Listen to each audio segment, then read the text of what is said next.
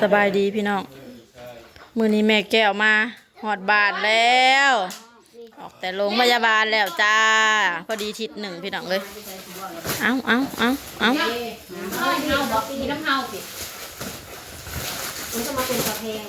สาดก็ได้แล้วพอดีนอนเตียงมาจังลูกไปลูกมาได้สบายพี่น้องนอนพื้นบัดลูกยากนอนถาเตียงใหม่สั่งเตียงใหม่แบบงามๆให้เพิ่นแต่ว่าต้องถาเตียงแข็งแรงแล้วออกแต่โรงพยาบาลมาเมื่อนี้ฮะก็หอนวางส่วงบ่ายๆนี่แหละพี่น้อง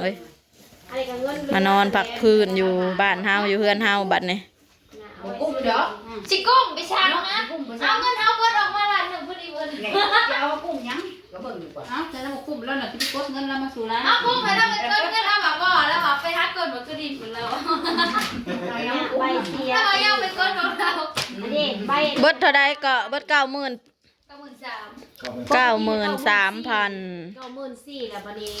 เพิ่นได้93,000เสียประกันไว้กับปานนั้นขอแล้วยังอันนั้นอยู่เด้อ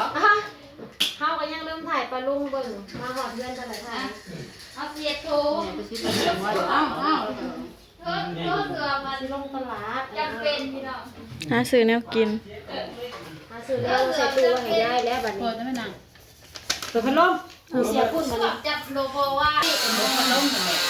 เบิดแล้วกินข้าวตะวันนั่งลงอย่ายิงไม่ใหญ่เด้ออันนี้ยายอันเดียวกับเขาเดียวเฮาแกงกินเหอยู่เขาไปชี้หุ้มชี้น้อยอ่ะย่าเด้อผมเด้อมันไปไปจะบุญบ่ได้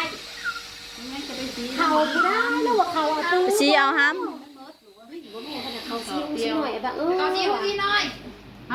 เฮาบ่มีเวลาชี้เด้แล้วอ่ะอุ่นจนบ่ได้เอาไปชี้อยู่เด้มื้อน่ะสอบหนึ่งมีอยู่สอบหนึ่งเดี๋ยวก็สิลงตลาดพี่น้องเดี๋ยวสิพาไปเบิ่งบรรยากาศอยู่ตลาดอีก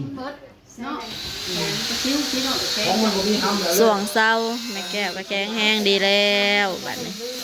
พักพื้นอยู่เฮือนเฮาบ้านเฮากินข้าว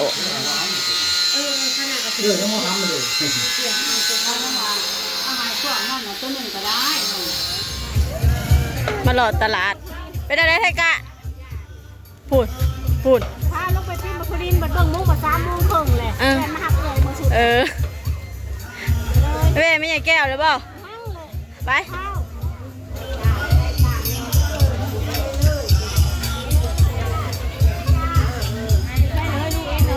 ไปใช่เลยไปแล้วมาเลย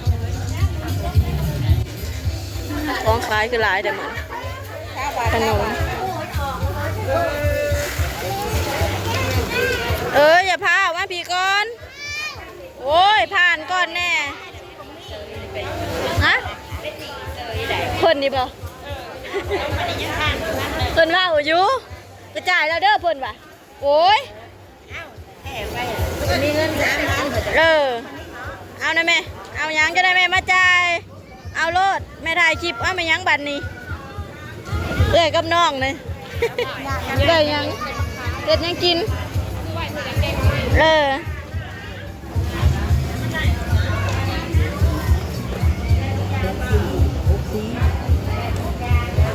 เขียดโมหน่วยเท่าไรปะมาหน่อยนะเอาแน่หน่วยหนึ่ง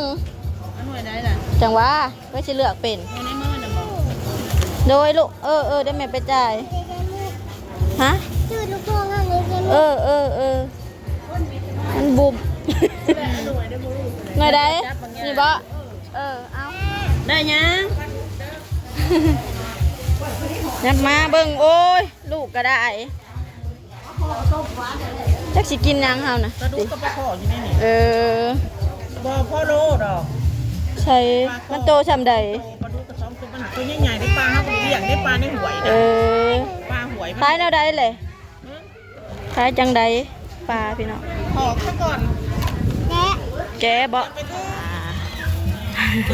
ซื้อปลาไปไว้กินนี่สิปลาซื้อปลาอันนี้แล้วยังสิไปซื้อปลาหมึกได้นี่ เออกินเทิงปลาน้องกินเทิงปลาอาหารทะเล ใช่กับตัวใช่กับกระทายเอาแมวกับตัวกับแกเจ้าก็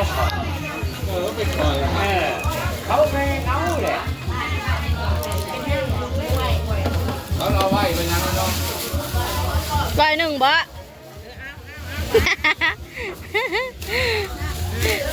ขอบใจ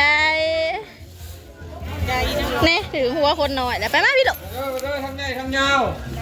แตงชื่อหมักโมบ่เขาหิวมาแต่ผูกเอาหมักแตงลงหนึ่งเอาโตพอดีหย่ำนะทงน่ะบ่เรื่องงานคือการน้ำเจ้ากันก็ได้หน่อไม้ ทำไมกับ3ชิ้น ไปออมเนาะ30,000ผมบักเขียนหน่อไม้ก็เป็นตะแซ่บ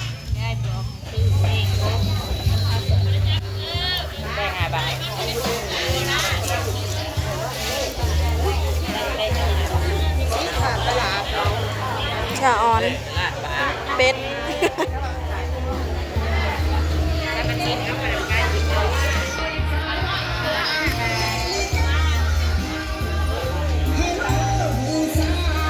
ง่ายเอาให้แน่ต้นน้อยๆชาวบาท